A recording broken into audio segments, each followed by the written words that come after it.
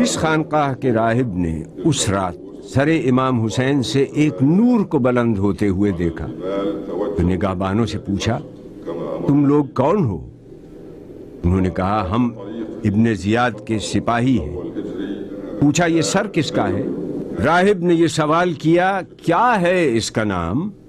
فرمایا فاقہ کش وطناوارہ تشنکام مقتول نیزہ و تبر و خنجر و حسام، جس کو ملانا پیاس میں پانی کا ایک جام، بے گور و بے کفن جسد پاش پاش ہے، سر یہاں ہے کربلا معلی میں لاش ہے۔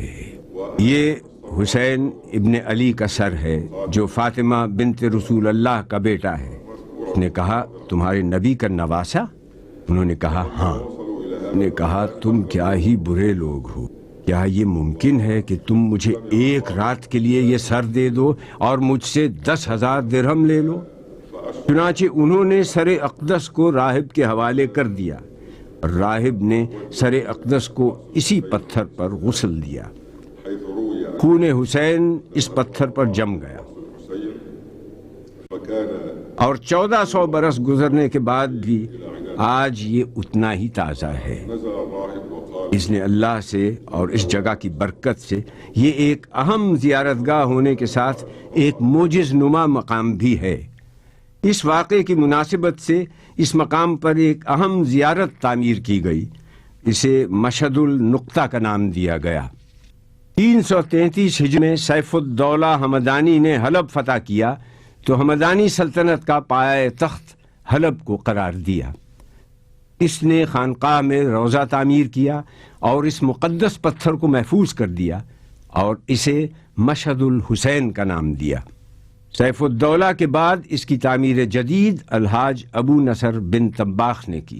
اس کا مرکزی ایوان الحاج ابو غانم بن شقویق نے بنایا۔ صفی الدین طارق بن علی البالس نے مرکزی دروازہ بنوایا اور 585 ہجری میں یہ عمارت مکمل ہو گئی۔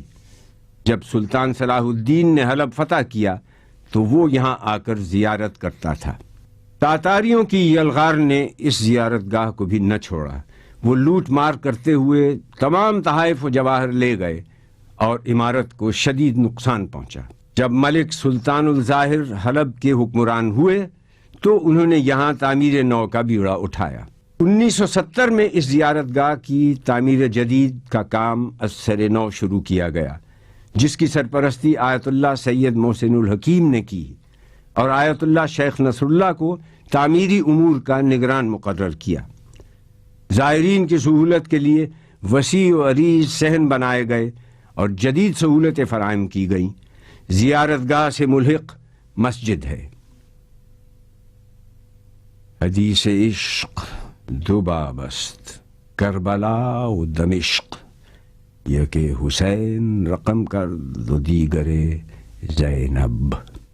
ملک شام جس کا نام سوریہ بھی ہے، دمشق اس کا دارالخلافہ ہے۔ یہ فلسطین اور ترکی کے وسط میں واقع ہے۔ پیغمبر حضرت آدم نے یہاں رہائش اختیار کی تھی۔ قابیل نے اپنے بھائی حابیل کو اسی سرزمین پر قتل کیا تھا۔ دمشق دنیا کا قدیم ترین شہر ہے۔ زمانہ قبل از تاریخ دمشق موجود تھا۔ 732 قبل مسیح اسیرین آباد تھے۔ اس کے بعد مختلف قومیں آباد رہیں۔ دمشق قدیم اور جدید تہذیب کا سنگم ہے۔ تاریخ دان دمشق کو جولاق، الفایا، الشام، دمشق ابن کنعان کہتے ہیں۔ قدیم دمشق کے چاروں طرف مضبوط دیوار تھی اور 8 قدیم دروازے تھے، جن میں سے 2 اسلامی حکومتوں کی یادگار ہیں۔ دمشق کو اسلامی دنیا میں ممتاز مقام حاصل ہے، جس کی بنیادی وجہ روضہ سیدہ زینب، قبرستان باب صغیر، مسجد اموی، روضہ جناب رقیہ بنت حسین ہیں۔ قبرستان باب صغیر دمشق میں مقام شرجی میں واقع ہے۔ یہ ایک وسیع و عریض قبرستان ہے جہاں عام لوگوں کے علاوہ اسلامی دنیا کی عظیم برگزیدہ ہستیاں، امہات المومنین اور امام زادگان مدفون ہیں۔ ان قبور کی خاص پہچان یہ ہے کہ ان پر سبز گنبد ہے۔